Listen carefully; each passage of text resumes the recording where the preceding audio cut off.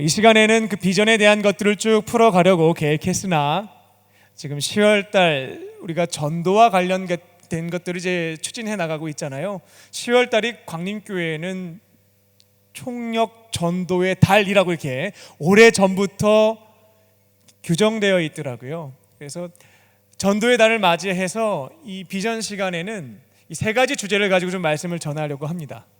첫 번째는 우리 인류에게 가장 복된 소식이죠. 전도하려면 우리가 듣고 알고 믿게 된 그 복음을 전달해야 될 텐데, 복음이 뭔지 모르는 분들, 아직은 내 것으로 소화가 되지 않은 분들, 아직은 믿어지지 않는 분들이 계실 거예요. 첫 번째 시간은 이 전도의 달을 맞이해서 복음이 어떤 것인지 여러분들에게 말씀을 전해드리고요, 복음을 들은 이후에 주인공 되시는 예수님을 내 안에 모시는 시간을 갖겠습니다. 그 첫 번째 시간의 제목은 무엇인가 따라합니다. 복음과 영접. 그리고 두 번째 시간에는요, 복음도 내가 들었고 믿었어요. 그래서 함께 예수님을 내 안에 모셨어요. 그런데 문제가 발생하죠. 어떤 문제가 발생합니까? 내 안에 예수님이 계신다라고 목사님도 얘기하고 교구장님도 얘기하고 지구장님도 얘기하고 속장님도 얘기하는데 난 모르겠어. 이 문제. 진짜 내 안에 예수님이 계신지 안 계신지 하는 질문이 생기잖아요. 그래서 오늘은 복음과 영접을 다룰 것이고, 다음 주 이 셰키나 때에는 우리 오감으로 도무지 경험할 수 없는 초월적 존재이신 그 예수님, 내 안에 계시다고 주구장창 들어왔던 그 예수님, 어떻게 하면 그분과 풍성한 교제를 나눌 수 있는지, 바로 그 성령 충만한 삶에 대해서 말씀을 드리겠습니다.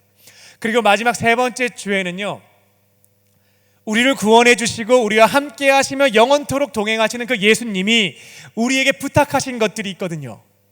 그것을 대계명과 대사명으로 정리할 수 있겠는데, 구원받은 자들이 주와 함께 동행하며 살면서 감당해야 하는 대사명과 대계명에 대해서 말씀을 전해드리겠습니다. 오늘은 첫 번째 시간입니다. 주제는 다시 한번 따라합니다. 복음과 영접. 복음이란 무엇입니까? 아까 전에 우리 이민경 맞죠? 네, 우리 셰키나 인도자님께서 잠깐 말씀해 주셨는데요, 한글 성경에 있는 어려운 용어는 한자를 이렇게 생각하면 뜻이 쉽습니다. 복이 무슨 복자일까요? 복. 음은 무슨 음? 소리음. 그 무슨 뜻? 복된 소리, 복된 소식. 영어로는 good news입니다. 묻겠습니다. 여러분에게 good news는 뭘까요? 지금 여러분에게 복음은 무엇일까요? 아마 내일이 국가 공휴일로 지정이 되어서 학교도 안 가고 직장도 쉴 수 있다, 이런 거는 이제 엄청난 good news죠. 복음이 될 수 있을 거예요. 내일 모레 로또 이제 당첨자 발표가 될 텐데, 그 당첨 번호를 누가 미리 알려준다면 이것은 엄청난 굿뉴스가 될 겁니다. 최고의 굿뉴스가 될 수 있겠죠.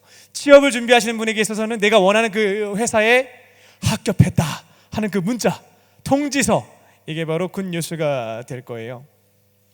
혹은 지금 이제 LG와 키움의 경기를 너무 보고 싶지만 이 자리를 지켜야 하기 때문에 앉아 계신 몇 분의 남성 청년들이 있거든요. 그분들에게는 응원하는 팀이 승리해서 이제 플레이오프인가요? 올라가게 됐다, 이런 것들이 복음일 수 있겠습니다. 저는 이제 이런 것들과는 이제 듣게 되면 이건 좀 이제 비교하기가 좀 그렇다. 네. 하나님께서 우리에게 주실 수 있는 가장 좋은 선물, 복된 소식에 대해서 여러분들에게 조금 전달을 해드리도록 하겠습니다. 이것을 잘 들으시고요, 이 좋은 소식을 들어보니까 아닌 것 같아, 거절하실 분도 있을 것이고요, 와 이거 진짜야, 나 이거 믿어볼래 하시는 분도 있을 것입니다. 복음을 차분하게 들으시고 이것을 받아들일 것인지 아니면 거절할 것인지는 여러분이 판단하고 결정하시기 바랍니다. 복음을 전달하기 전에 우리의 머릿속에 이제 그 복음을 듣기에 방해하는 질문이 두 가지가 있거든요. 그것을 좀 풀고 가보도록 하겠습니다. 첫 번째 문제는 무엇인가 하면, 일단 하나님이 존재하는지 존재하지 않는지 모르겠어요.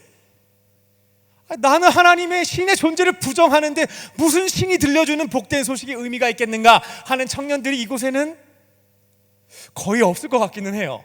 근데 아직까지 마음속에 이렇게 풀리지 않는 숙제로 가지고 계신 분들이 있을 것 같아서 조금 말씀을 드립니다. 혹은 주변에 이런 질문 때문에 교회 나오는 것 자체를, 복음을 듣는 것을 거절하는 사람들이 있다면 여러분들이 조금 설명하는데 사용하셔도 괜찮겠습니다.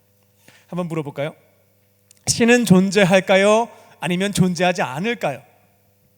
마음속으로 대답하세요. 여러분 괜히 또 얘기하면, 틀린 답 얘기하면 조금 어색해지잖아요. 그러니까 신이 존재할까 존재하지 않을까? 우리 인간이 가지고 있는 이성과 경험의 한계에서 정말 정직하게 대답한다면 알 수 없다. 이게 어떻게 보면 솔직한 답변일 수 있겠죠. 이곳에는 예전부터 교회 다니면서 하나님을 믿고 살아오신 분들이 많이 계신데요, 하나님을 부정하는 사람들에게 신이 존재한다, 하나님이 살아있다, 어떻게 설명하실 수 있겠습니까? 초월적 존재이신 하나님을 어떤 논리와 실험과 관찰을 통해서 얻게 된 근거를 토대로 해서 설명하는 것은 현실적으로 불가능한 일입니다. 그럼 반대 질문도 한번 해볼 수 있겠죠. 이 자리에는 지금까지 살면서 신의 존재를 이렇게 부정하면서 표현할 수는 없었지만, 감히 엄마 아빠 앞에서, 교회에서 그런 얘기를 할 수 없었지만 마음속으로는 신이 없는 것 같아 라고 부정하며 사신 분들도 있을 텐데요, 그렇다면 신이 존재하지 않는다라고 하는 것을 열심히 교회 다니는 사람들한테 어떻게 설명해 줄 수 있겠습니까? 어떻게 증명해 보일 수 있을까요?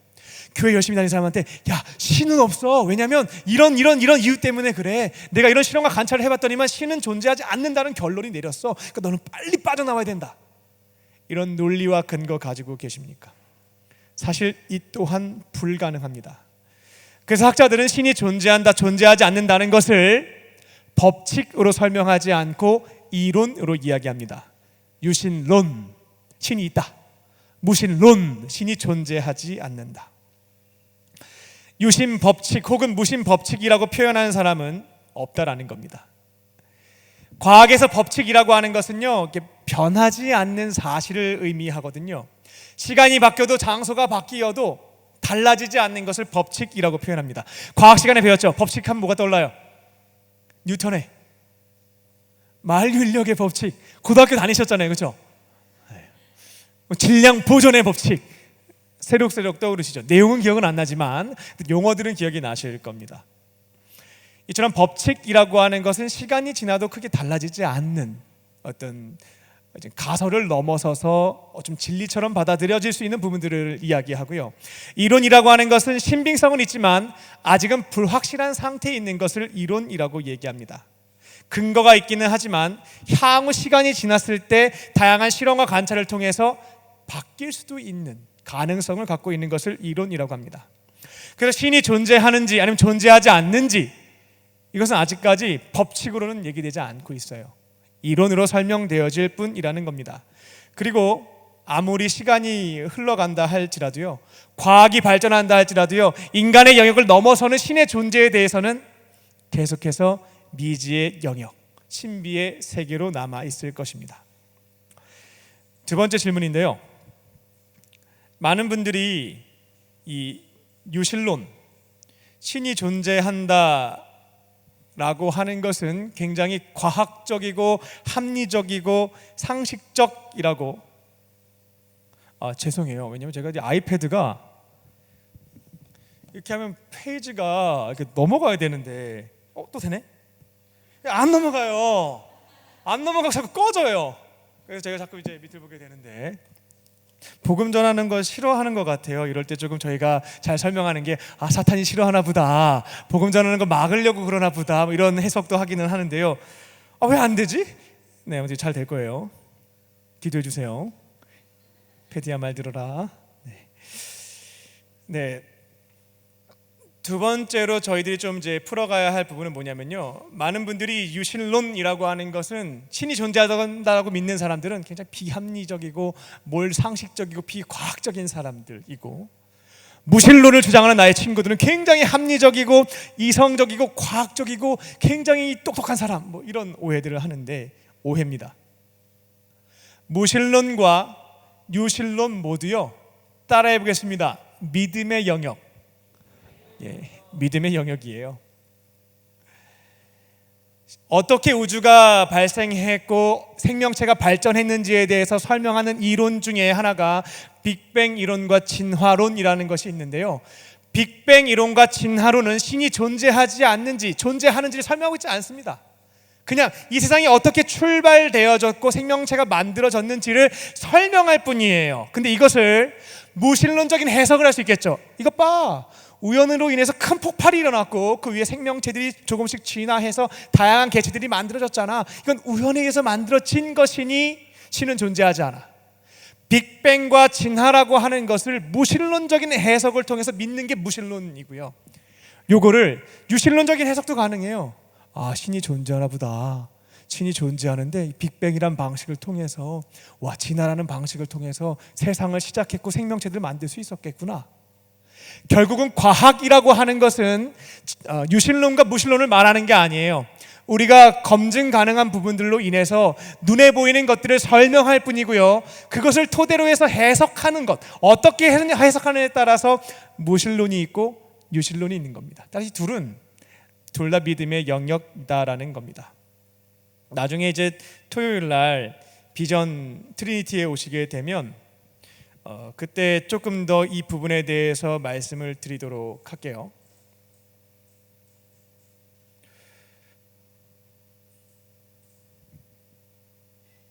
별일이 다 있네요. 밴드가 켜져 이제는. 네, 마지막으로 좀 도전해 보고요. 안 되면 그냥 준비한 말씀 전하겠습니다.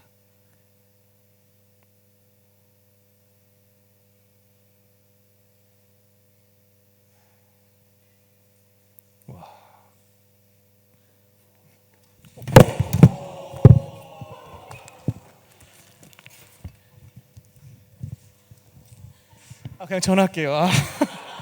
네, 그래서 유신론이나 무신론 같은 경우가 유신론은 비과학적이고 무신론은 과학적, 이런 도식은 틀렸다라는 거예요. 둘 다 해석의 영역이고 믿음의 영역이다라는 겁니다.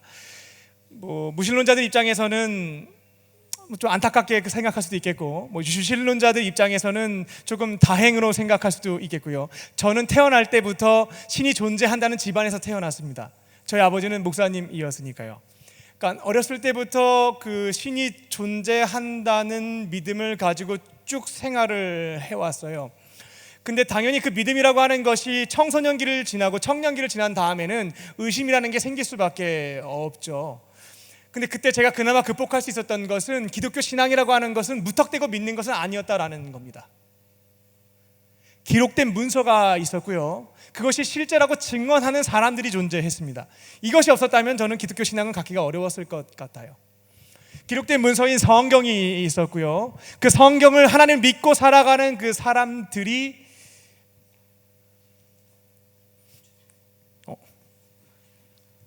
네, 한번 해보세요. 그 믿고 사는 사람들이 있었기 때문에 약간의 의심은 제 안에 남아 있었지만 기독교 신앙을 포기하지 않을 수 있었던 것 같아요. 한번 물어볼까요? 세종대왕이 한글을 창제했다는 거 믿으세요?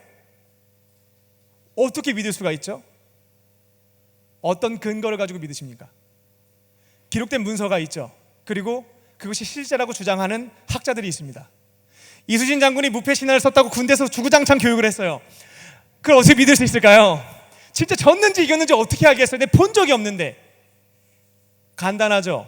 기록된 문서가 있고요. 그것이 실제라고 주장하는 학자들이 있다라는 겁니다. 그래서 저도 이 기독교 신앙이라고 하는 것을 포기하지 않을 수 있던 것은 기록된 문서인 성경, 고대 문서가 있었고요. 이것을 믿고 살아가는 사람들이 실제라고 증언해주는 이야기가 있었기 때문에 그 믿음을 지켜갈 수 있었죠. 정확한 표현은 아닐 수 있겠습니다만, 그래서 제 믿음은 온전하진 않았던 것 같아요.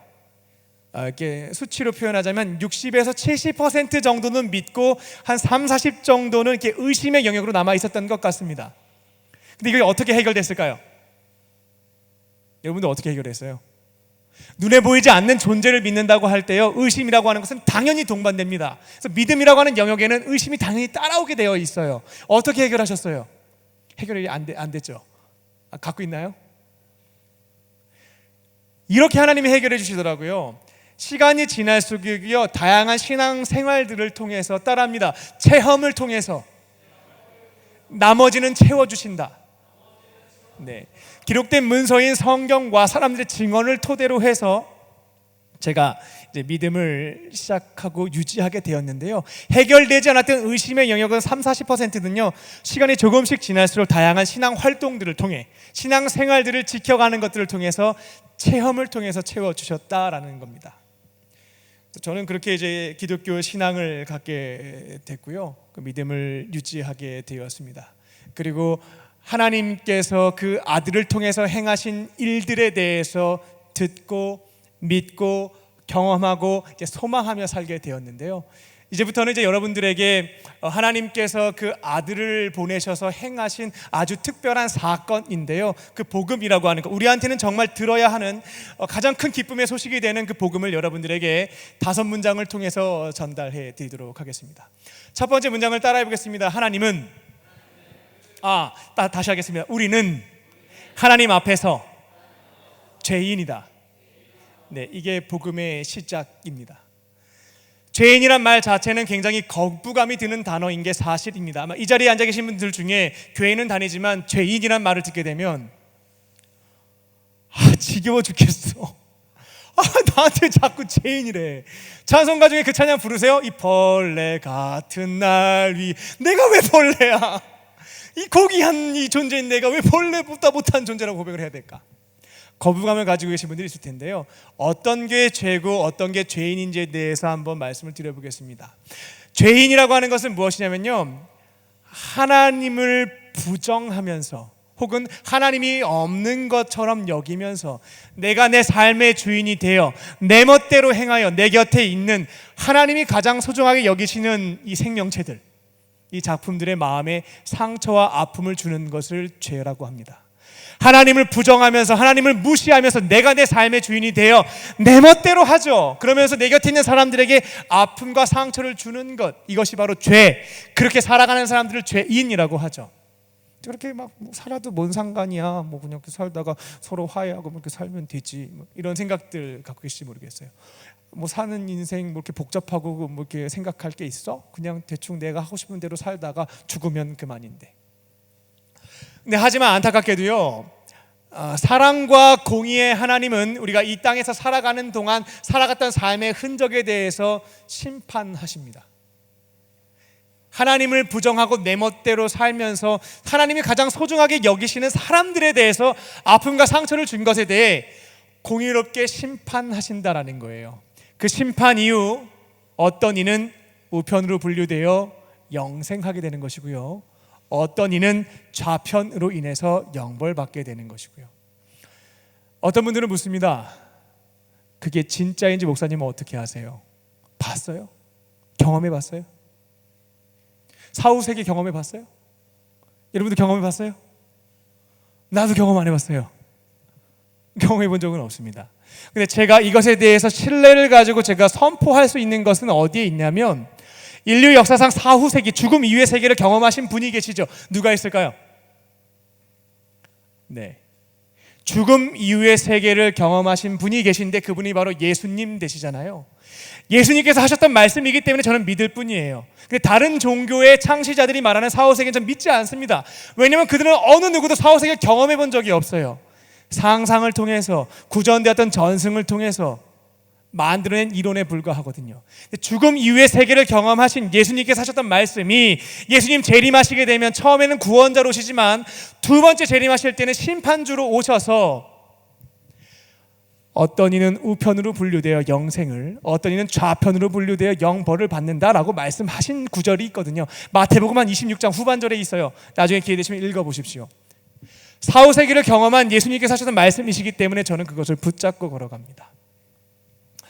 이곳에 계신 분들 중에 많은 분들이 저는 죄인이 아니고요, 의인이기 때문에 예수님 다시 오셔도 저는 아무런 문제가 없어요, 뭐 이런 생각 가지고 계신 분들 있을지 모르겠어요. 저는 뭐 복음을 잘 몰라도요, 예수님을 믿지 않아도요, 뭐 저는 의롭게 살았고 큰 문제 없이 살았기 때문에 저는 괜찮습니다라는 친구들이 있을지도 모르겠어요. 하지만 로마서에 있는 말씀처럼요, 하나님 앞에 의인은 존재하지 않습니다.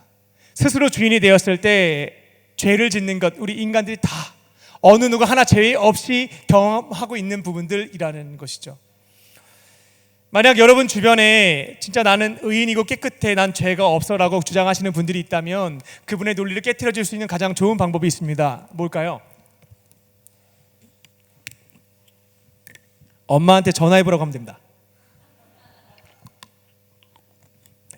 너가 의인인지 아닌지 네 엄마한테 한번 물어보라고 하면 어머니께서 바로 답을 주셔요.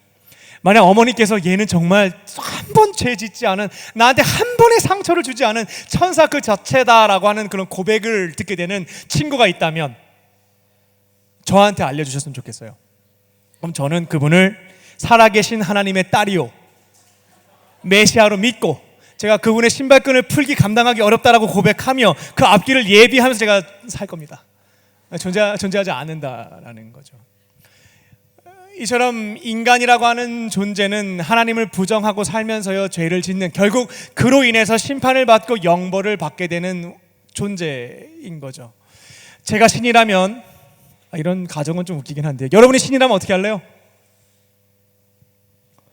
전 좀 내버려 둘 것 같습니다. 자식들이 나를 부정하고 지멋대로 살면서 내버려 둬, 심판 받게 둬. 이게 이제 우리 인간의 이해에서 갖는 신이해일 텐데요, 하나님은 그렇지는 않으세요. 이처럼 하나님을 부정하고 죄악의 길로 걸어가고 있는 이들, 에이 무슨 죽음 이후에 세계가 있고 무슨 부활이 있고 무슨 영생이 있고 무슨 영벌이 있냐고 떠드는 이 사람들 내버려두면 그만이거든요. 자기들이 싫다는데, 자기들 삶의 결론으로 얻는 것뿐인데 내버려두면 되죠. 근데 하나님은 내버려두지 않고 이 문제를 해결하기 위해서 따라합니다. 그 외아들을 보내셨다. 그래서 하나님은 그 외아들을 이 문제를 해결하기 위해서 이 땅에 보내십니다. 목수 요셉과 마리아의 가정에 보내시게 되죠. 예수님은 이스라엘 북부 지역 갈릴리 지방의 나사렛이라고 하는 촌동네, 거기서 이제 목수 요셉과 마리아의 아들로, 장남으로 이제 사시죠. 형제는 대략적으로 사형제, 그러니까 형제가 넷이고 여동생이 둘, 6남매 정도로 추정해요. 조금 더 있다라고도 뭐 보기도 하는데요, 학자들에 따라서는. 아무튼 7남매의 장남이었고요. 성경의 기록을 보게 되면 마리아는 계속 등장하는데 요셉은 나와요, 안 나와요? 본 적 있어요? 없죠. 저도 없어요. 요셉은 처음에만 등장하고 나오면 등장하지 않아요. 그래서 학자들이 어떻게 추정할까요? 요셉이 일찍 죽었을 거다. 그러니까 예수님은 이제 태어나서 그 가정에서 사실 때요, 아마 7남매 장남이었을 것이고요, 생계를 책임졌을 겁니다. 여러분들 얘기하면 굉장히 이제 힘든 그런 상황이 있었겠죠. 30년 동안 그렇게 그 가족들과 함께 사시게 되거든요. 왜 그러셨을까요? 왜 그랬을까요? 따라해 보겠습니다. 우리를 바르게 공감적으로 이해하기 위해서. 하나님의 아들 되시는 분이요 인간의 옷을 입고 우리랑 동일하게 삽니다. 왜? 우리를 이해하기 위해서. 군대 얘기해서 죄송합니다. 자, 군대 갔다 오신 분들 이등병의 마음은 누가 알아요? 여자친구가 알아줘요? 엄마가 알아줘요? 너 또 전화했냐? 이렇게 전화하잖아요. 휴가 나오면 친구들이 알아줘요? 야, 군 생활 다 똑같아, 다 힘들어. 근데 그 이등병의 그 힘든 심정을 알아준 사람은 누구냐면 이등병입니다. 이등병을 경험해 본 사람은 그 힘든 마음을 이해하죠.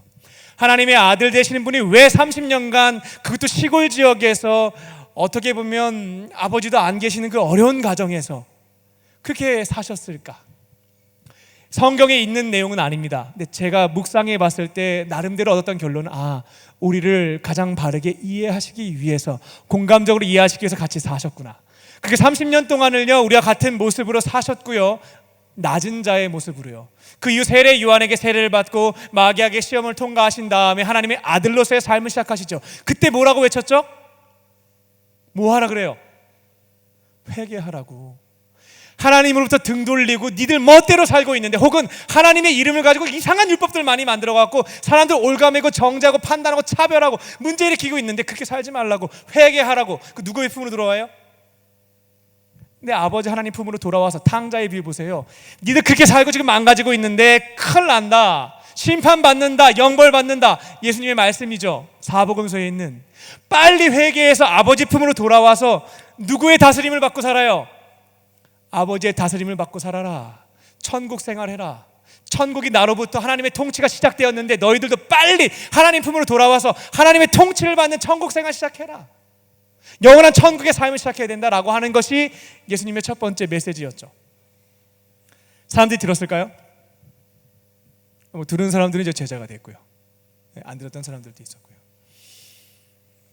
예수님은 그 메시지를 전달하면서요, 하나님의 이름을 붙잡고 다양한 율법 조항들을 만들어서 이것을 토대로 하나님 사랑과 이웃 사랑을 실천하기는커녕 이것을 차별 조항으로 만들어서 사람들을 정죄하고 공격하고 공동체에서 분리했던 종교 권력자들을 비판했습니다. 이거 아니라고, 내 아버지의 뜻이 아니라고. 그러면서 이들이 율법으로 정죄했던 사람들을 어떻게 해요? 공동체 이론 삼아주죠. 하나님의 아들인 것 같은 느낌도 이들은 갖고 있었어요. 왜냐하면 기적을 행했거든요. 권위 있는 말씀을 선포했거든요. 그러니까 그 당시에 있는 사람들도 저 예수라고 하는 존재가 실제 메시아일까 아닐까가 굉장히 이렇게 아리송하게 늘 쳐다봤었거든요. 근데 진짜 메시아면 누구를 제자로 불러줘야 돼요? 이들 입장에서는 바리새인들, 사두개인들, 사내들인 공회원들을, 귀족들을 좀 불러줘야 되겠는데 이들은 다 맨날 뭐라 하고, 이들이 율법으로 정죄했던, 하나님의 이름으로 정죄하고 차별했던 세리들, 장녀들, 무식한 어부들, 생일잔치에는 저기 이방인 저기 멀리서 동방의 박사들을 부르질 않나, 저기 일용직 노동자인 목자를 부르질 않나, 이러고 있거든요. 마음에 드는 게 없죠. 그러면서 계속 독사의 자식들아 막 그러고, 너희들은 손가락도 까딱하지 않으면서 이렇게 살고 있냐 막 이렇게 비판만 하니까요. 시간이 지날수록 사람들은 누굴 따릅니까? 예수님을 따르는 거죠. 좀 추종자들이 이렇게 늘어나는 거죠. 이대로 뒀다가는 그 당시 유대계 종교 권력을 갖고 있던 사람들 입장에서는 위태로워지는 거예요. 자신들의 위치가. 그래서 어떻게 합니까? 재판을 열죠. 종교 재판을 열게 되고 돈으로 사람을 매수하게 되고요. 예수님을 신성 모독죄라는 것으로 뒤집어 씌워서 사형 재판을 내리게 됩니다. 사내들인 공의에서도 사형 판결이 났고요. 그 당시에는 이스라엘이 로마의 식민지 지배를 당하고 있었기 때문에 판결은 내릴 수 있지만 집행은 불가능했어요. 집행은 누가 할 수 있느냐? 로마에서 파견된 로마의 총독이 최종 결정을 내릴 수가 있었습니다. 그래야 사형을 집행할 수가 있었어요. 그래서 이들이 사내들인 공회에서 먼저 회의를 하고, 그 다음에 그 유대인의 왕이었던 헤롯 왕에게 찾아간 다음에 마지막 최종적으로 그 빌라도 총독한테 가서 사형 집행할 수 있게 해달라고 얘기를 하게 되죠. 결국 예수님은 처형당해서 죽습니다. 여기서 저는 이제 신학교 다닐 때 질문이 생기더라고요. 죽는 그 재판의 과정을 제가 쭉 이렇게 보게 되는데 별말을 안 해요. 예수님이 별말을 안 해요. 제가 만약 하나님이라고 이건 좀 그렇긴 한데, 어찌됐든 제 아들이 억울한 죽음을 당하게 됐어요. 그럼 아버지는 어떻게 할까요? 살려야죠. 하나님의 아들 되시는 그 예수님이 무슨 잘못을 했어요? 빌라도도 죄가 없다라고 얘기하잖아요. 죄를 찾을 수가 없다고요. 근데 이 억울한 죽음, 비참한 죽음을 맞이하고 있는 이 아들에 대해서 하나님께서는 내버려둬요. 그리고 이 아들 되시는 예수님은 신적 능력이 있었거든요. 권위 있는 말씀을 선포하셨던 분인데 죽음의 그 상황을 보게 되면 아무 얘기를 안 해요. 침묵으로 일관합니다. 그 죽음을 그냥 받아들이는 거죠. 왜 그랬을까? 이런 이제 질문이 생기는 거죠. 그리고 이거 한 가지 좀 짚고 갈게요. 신약 성경을 보게 되면 예수님의 기적에 대한 부분들이 나오는데 이것을 믿지 않는 청년들이 있습니다. 무슨 오병이어는 저기 도시락 애가 이렇게 꺼내니까 굉장히 이제 사람들이 감동받아서 안 내놓다가 자기가 꺼내서 맛있게 먹고 남은 거, 이런 얘기 들어본 적 있어요? 이렇게 없구나, 괜한 소리를 제가 했네요. 이렇게 얘기하시는 분들도 있어요. 그래서 예수님의 기적의 영역을 부정하는 거죠. 왜냐하면 우리의 인간의 어떤 경험적인 것을 초월하는 부분인데, 예수님이 어떤 신적 권위를 부여하기 위해서 이런 다양한 기적들을 넣나 보다, 이렇게. 근데 성경의 역사를 보게 되면 이것이 뻥이 아니라는 것을 알 수가 있죠. 다른 종교의 창시자들에 대한 기록은 그들이 죽은 다음에 수백 년 뒤에 기록이 됩니다. 그래서 그 인물을 신격화하기 위해서 다양한 어떤 신적인 기적을 베풀었던 것들을 추가시키죠. 신격화하기 위해서. 근데 되게 재미난 건요, 예수님에 대한 기록은 사후 25에서 40년 이내에 다 기록이 되게 됩니다. 사복음서의 가장 특별한 기적으로 기록되어 있는 게 오병이어예요. 장, 마태, 마가, 누가, 요한에 똑같이 기록되어 있죠. 그래서 학자들은 그래서 이 오병이어만큼은 아무리 진보적인 신학자라 할지라도요 실제로 일어났던 사건이었을 것이다 라고 얘기를 해요. 그렇기 때문에 이 사복음서에 동일하게 기록이 되어 있다라고 보는데요. 만약 그 당시에 제자들이 복음서를 기록할 때 예수님이 이제 승천하시고 25에서 40년 뒤거든요. 뻥을 기록해 놨다면 이 복음서는 폐기 처분됐을 겁니다. 오히려 더 우스운 꼴이 됐을 거예요. 왜냐하면 오병이어의 기적을 체험한 사람들을 50명, 100명으로 기록하지 않았고요. 성인 남자 5,000명으로 기록을 해놨거든요. 그럼 그 당시에 경험했던 사람이 10,000명 이상이 된다라는 거예요. 그럼 제가 그 당시 예수님과 그 추종자들은 소수였고 공격받는 집단이었거든요. 근데 여기서 문서를 만드는데 말도 안 되는 소리들을 떠드는 거예요. 점점 늘어나는데, 그러면 권력을 갖고 있는 사람들 입장에서는 그거 가지고 와서 팩트 체크할 수가 있는 거예요. 오병이어가 50명이라고 하면 그 50명 입만 맞추면 되는데 이것만 10,000명 이렇게 적어놨거든요. 그럼 금방 탄로가 날 일이었다라는 거죠. 아무쪼록 이런 신약 성경에 기록되어 있는 그런 예수님의 3년간의 공생애를 보게 되면 어느 누구도 이렇게 말싸움으로 그분을 설득시킬 수가 없는 만큼의 그 말빨, 신적인 어떤 말씀을 선포하실 수가 있었고요. 불가능을 기적으로 행하시는 능력을 갖고 계셨던 분입니다. 근데 아무튼 그 죽음의 영역에 있어서는 왜 그랬을까 싶을 정도로 침묵하셨던 것이 예수님이셨다라는 겁니다. 그럼 왜 예수님은 그 억울한 죽음을 자신이 가지고 있는 신적 권위와 능력을 토대로 극복하지 않고 받아들였을까요? 하나님은 나의 사랑하는 아들이 너무나 말도 안 되게 비참하게 억울하게 처참하게 죽는데 이것을 그대로 왜 지켜보고 계셨을까요? 해결하시지 않았을까요? 여기서 저는 대속의 의미를 찾았어요. 그냥 이런 구약 성경과 예수님의 공생애를 모르고 그냥 십자가 대속 사건을 보게 되면 이게 뭐야 이렇게 되거든요. 어렸을 때는 그대로 믿었는데 청소년 청년기가 되니까 너무 생뚱맞은 거예요. 근데 그 복음서의 내용들을 쭉 따라서 말씀을 보고 신구약 성경을 쭉 보다 보니까 이 대속의 의미라고 하는 것이 이런 거구나라는 것이 이제 다가왔던 부분들이 있다라는 겁니다. 하나님께서 그 아들의 억울한 죽음도, 예수님도 자신의 그 비참한 죽음도 피하지 않고 침묵으로 그냥 피하지 않고 받아들였던 것, 거기에는 하나님과 예수님과의 맺었던, 따라해보겠습니다, 약속, 그 죽음에는 이유가 있었기 때문에 그 억울한 죽음을 피하지 않고 피할 수 있음에도 불구하고 받아들였다라는 것이죠. 어떠한 이유가 있었을까요? 하나님께서는 그 아들 예수님과 약속을 하시죠. 너가 만약 이 잔을 피하지 않고 이 십자가에서의 죽음을 받아들인다면 너의 죽음을 통해서 따라합니다. 속죄 제사, 속죄 제사를 행할 것이고 이것을 통해서 모든 사람들의 죄를 용서해 주겠다. 나의 잔을 다시금 삼아 주겠다. 영원한 생명을 주겠다. 약속하셨거든요. 예수님 입장에서는 피하고 싶었습니다. 아까 겟세마네 동산에서 3번 기도하죠. 이 잔을 피할 수만 있으면 피하게 해달라고. 근데 하나님이 침묵해요. 침묵했다는 건 뭐예요? 해야 된다는 거잖아요. 너무 미안하니까 말을 못하는 거잖아요. 해야 된다고. 그래서 이거 받아들여서 그 약속을 붙잡고 죽으신 거예요. 이 속죄 제사라고 하는 것, 이 희생 제사라고 하는 것도요, 사실은 너무 낯선 개념이더라고요. 나중에 시간이 지나서 구약 성경을 쭉 읽다 보니까 하나님이 왜 그 아들을 죽여서 이런 속죄 제사라고 하는 이런 이상한, 제 입장에서는 이상한 방식을 통해서 우리를 구원하실 수밖에 없었는가 하는 것들이 풀리더라고요. 하나님이 사랑하는 이스라엘 백성들에게, 선택받은 백성들에게 알려주시죠. 사람이 죄를 짓게 되면 함무라비 법전에는 눈에는 눈, 이에는 이, 처벌을 해야 돼요. 근데 하나님은 우리를 사랑하시기 때문에 그렇게 처벌하시지 않고 죄로부터 용서받을 수 있는 길을 여시죠. 그게 뭐예요? 구약 성경에 따라합니다. 제사. 이게 속죄 제사라는 거예요. 죄를 속량받는, 용서받는 제사인데요. 사람이 죄를 지게 되면 가장 아끼는 나의 어떤 가축을 가지고 옵니다. 돈이 많은 사람들은 그게 양이 될 수도 있겠고요. 없는 사람은 비둘기도 될 수 있겠고요. 이것은 가진 형편에 따라 달라요. 제가 죄를 짓게 되면 하나님 앞에 심판을 받아야 되는데요, 피할 수 있는 길을 알려주셨다라는 거예요. 구약의 내용이죠. 아끼는 흠없는 순양을 가지고 와서 손을 얹습니다. 그리고 뭘 해요? 내 죄를 고백합니다. 내 죄가 전가되는 거죠. 그 다음에 이 제물을 누가 잡아요? 제사장이 잡을까요? 바치는 자가 잡습니다. 여러분들이 잡는 거예요. 내가 가장 아끼는 개똥이라고 지름 지어졌던 그 양을 내가 잡는 겁니다. 흠이 없는 순양이라고 하는 것은 목축업을 하는 것에 있어서 제일 소중한 거죠. 왜냐하면 건강한 씨앗을 퍼뜨릴 수 있는, 내가 제일 아끼는 것이거든요.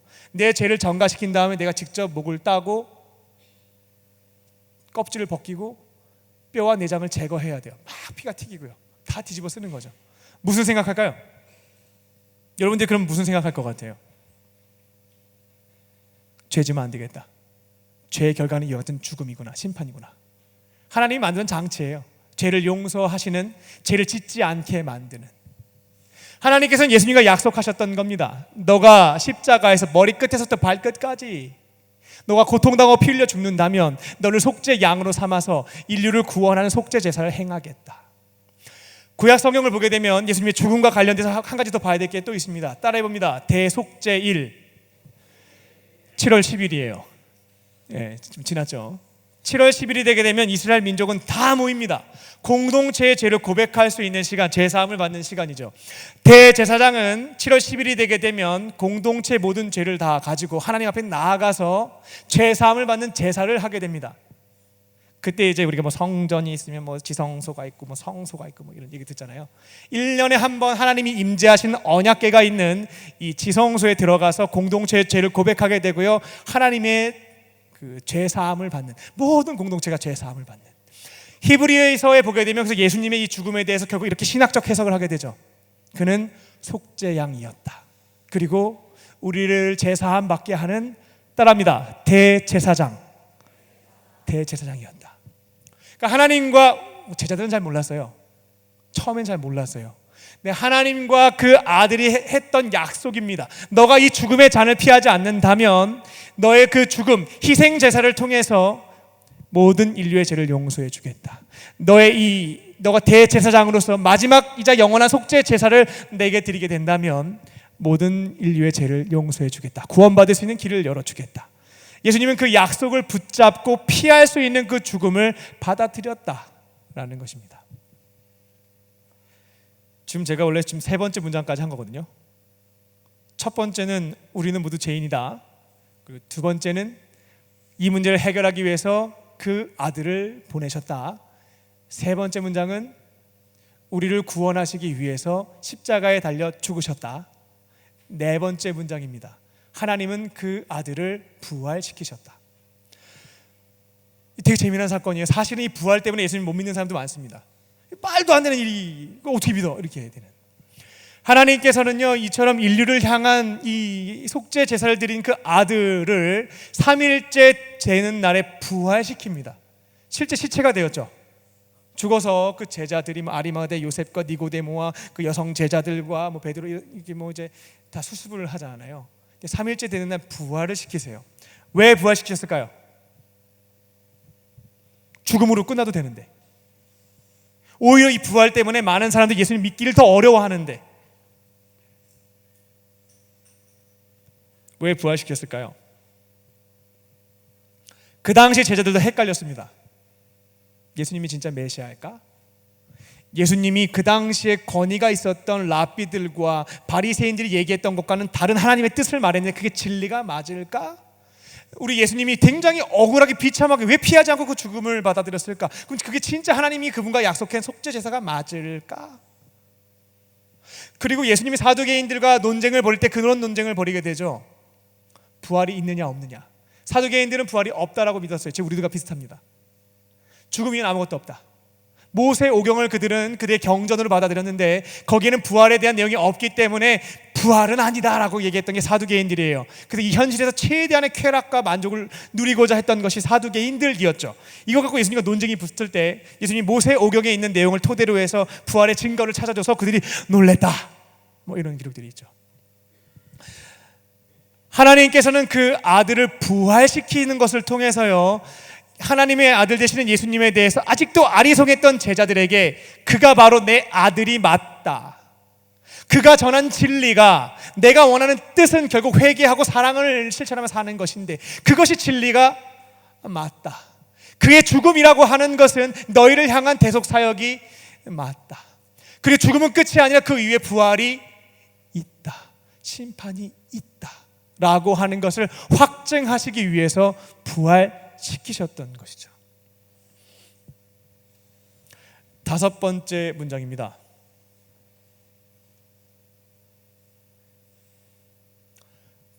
따라하겠습니다. 이제 남은 것은 영접입니다. 네, 사실 문장 제가 뭐라고 썼는지 모르겠어요. 근데 내용은 그게 맞아요. 하나님께서는 그 아들을 이 땅에 보내셔서요, 하나님의 뜻을 가르쳐 주셨고요, 그리고 인류를 향한 속죄 제사를 행하셨습니다. 그리고 부활시키셨죠. 그럼 부활하신 예수님은 그 후에 어디 가셨을까요? 요한계시록 3장 20절 말씀을 찾아보겠습니다. 성경책 한번 펴보세요. 요한계시록 3장 20절 말씀.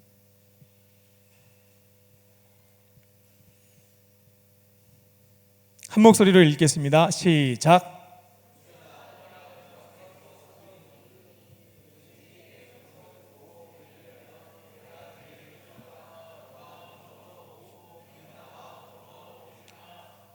아멘. 하나 빼먹었구나. 네, 부활시키신 다음에요. 아니에요. 죽으신 다음에 부활 전에 하나가 더 있었어요. 굉장히 중요한 걸 빼먹었어요. 새로운 언약을 맺었다라는 겁니다. 잠깐 이거 짚고 갈게요.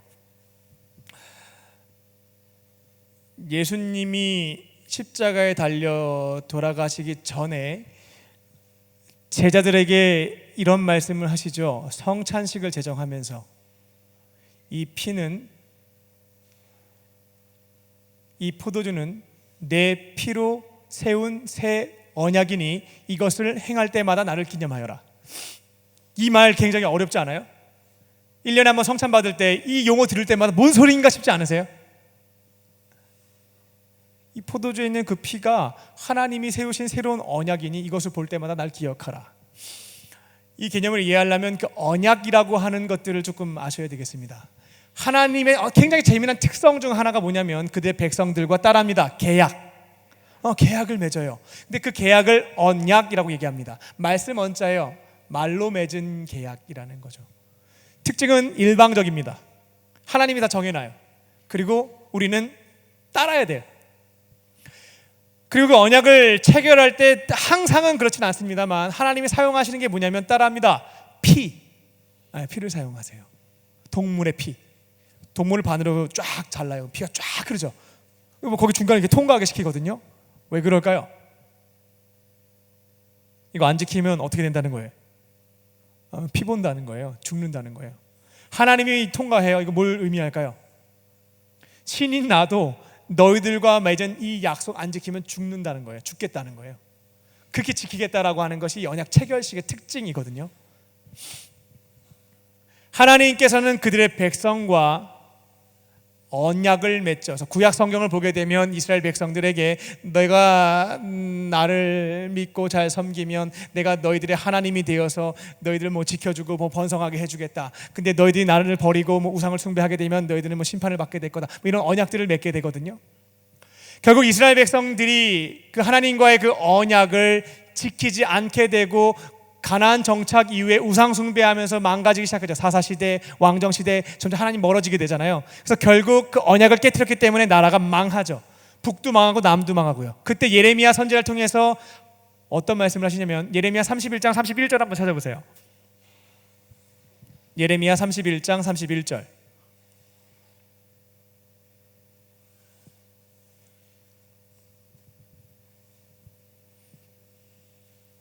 한 목소리로 봉독하겠습니다. 시작.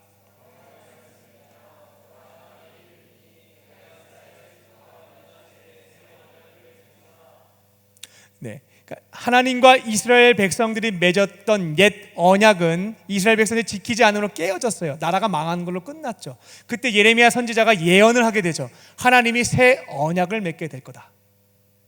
이게 깨어졌던 것은 끝났으니까 신약 새로운 언약을 맺게 될 건데 그걸 누가 얘기해요? 성찬식 때 예수님이 얘기한 거예요. 내 피로, 내 죽음의 그 피로 하나님이 너희들과 새 언약을 맺게 될 것이다. 그것을 말씀하신 게 성찬식의 장면이에요. 하나님이 이제 계약서 내용을 바꾼 거예요. 이 계약서는 다 깨져버렸으니까. 그럼 새로운 계약서에 있는 내용은 뭡니까? 요한복음 1장 12절 말씀을 찾아보시기 바랍니다. 요한복음 1장 12절 말씀.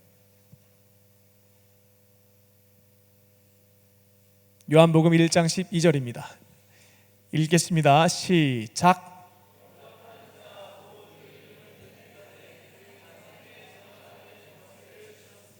아멘. 하나님께서 예수님의 그 피로 새 언약을 맺게 되는데 그 언약의 내용은 어렵지가 않습니다. 우리가 구원받기 위해서 하나님이 그 아들을 통해서 모든 걸 다 한 거예요. 다 끝내놨어요. 이제는 뭘 원하시냐면 하나님이 그 아들을 통해서 행하신 이 이야기를 전해 듣고요, 이것을 거절하지 않고 진리로 받아들이고 나를 위해서 이 땅에 오신 그 예수님을 나의 구원자, 내 삶의 주인으로 따라합니다. 영접하게 되면 하나님의 자녀가 되는 권세를 너희한테 줄게. 이게 바로 새 언약의 내용이에요. 예수님의 피로 세우신 새 언약. 구원을 위해서 모든 것들을 행하시고 우리한테 요구하시는 것은 그리스도가 믿음밖에 없다라고 하는 게 바로 그겁니다. 이 진리의 말씀, 그 아들을 통해서 행하신 그 사건을 거절하지 않고 진리로 믿는 것이죠. 그래서 우리를 위해서 죽으시고 부활하셔서 내 마음 문 밖에 서시는 그 예수님, 그분을 구원자로 고백하며 문 열고 영접하는 것. 그들에게 하나님의 자녀가 되는 권세를, 영원히 사는 삶의 축복을, 주님을 내 안에 모시고 동행하는 삶을 선물로 주시겠다 약속하셨다라는 겁니다. 그래서 이제 우리에게 남은 숙제는요, 지금 제가 쭉 전해드렸던 하나님이 2000년 전에 그 아들을 통해서 행하셨던 그 일을 거절하지 않고 이제는 그래, 하나님 그렇게 날 사랑해서 이런 일을 행하셨구나, 목숨 바쳐 순종하신 그 아들 되시는 예수님, 이제 내 삶의 구원자, 내 삶의 주인으로 마음의 문을 열고 기다리고 계신데 영접해야 되겠다. 그렇게 영접하게 되면요, 따라합니다. 구원의 선물을 받을 수 있다. 이 자리에 앉아 계신 분들 중에 복음은 알고 있었지만 어느 정도 동의는 했지만 그래서 결국 나를 위해 죽으시고 부활하신 그 예수님을 내 안에 영접하지 않은 분들이 계실 거예요. 그래서 예수님이 내 안에 계십니까? 물을 때 계실까? 당신은 구원 받았습니까? 난 구원 받았을까? 당신은 하나님의 자녀가 맞습니까? 난 자녀가 맞을까? 예수님 재림하시면 당신은 오른편으로 분리될 자신이 있습니까? 난 분리될 수 있을까? 구원의 확신이 없거든요. 여러분들이 그 요한복음의 말씀을 가지고요, 예수님을 영접하게 되면 구원의 확신을 가지고 살아도 된다라는 거예요. 나 이제 하나님 자녀가 됐다. 이 진리를 내가 믿었고 예수님을 내가 영접했기 때문에 난 구원받았다, 하나님의 자녀가 됐다, 그 자신감을 가지고 살아도 된다라는 겁니다. 근데 많은 분들이 그런 오해들을 많이 하는 것 같아요. 어떻게 무슨 예수님에 대해서 그걸 알았고 단순히 내가 뭐 기도문에서 영접했다고 예수님이 내 안에 들어오시고 그 구원의 선물 다 받을 수 있을까? 말도 안 돼. 적어도 1만 시간은 봉사활동을 하고 적어도 11조는 한 10년은 해야 되고 예배는 3,000번 정도는 드려야 내가 구원받지 않을까? 뭐 이런 생각들. 착각입니다. 여러분이 구원받고자 하는 의지보다 예수님이 여러분을 구원하시고자 하는 의지가 더 큽니다. 믿으십니까? 여러분이 구원받고자 하는 의지보다 예수님이 여러분을 구원하시고자 하는 의지가 더 크다라는 거예요. 여러분이 예수님을 모시고자 하는 마음보다 예수님이 여러분 안에 들어와 거하기를 더 큰 마음 갖고 계신다라는 겁니다.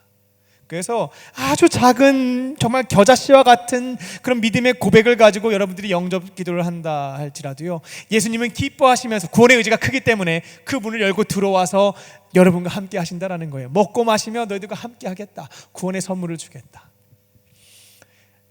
여러분들에게 좀 이제 초청을 한번 해볼게요. 교회는 오래 다녔는데 내 안에 예수님이 없는 것 같다, 혹은 잊혀진 지 오래다, 난 아직 구원의 확신이 없다 하시는 분들이 있으면요, 자리에서 잠깐 일어나시죠. 저와 같이 영접 기도를 하겠습니다. 1분의 시간을 드릴게요. 제가 하는 기도의 문장을 따라 하시기 바랍니다. 두 손을 모으시고요. 하나님, 하나님이 없는 것처럼 하나님을 무시하면서 헛된 우상을 나 자신을 주인으로 삼고 제멋대로 살았습니다. 내 곁에 있는 소중한 사람에게 아픔과 상처를 주었습니다. 주님, 저는 죄인입니다. 이러한 나를 구원하시기 위해서 예수님을 보내주셔서 감사합니다. 이러한 나를 구원하시기 위해서 십자가에 못 박혀 죽으시고 부활하셔서 나의 문 밖에 서 계신 예수님 감사합니다.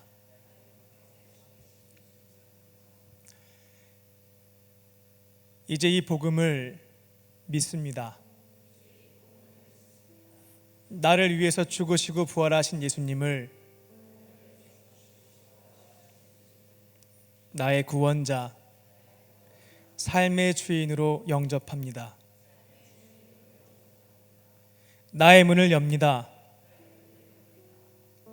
예수님 들어오셔서 내 삶의 주인 되어 주시고 영원토록 함께해 주옵소서.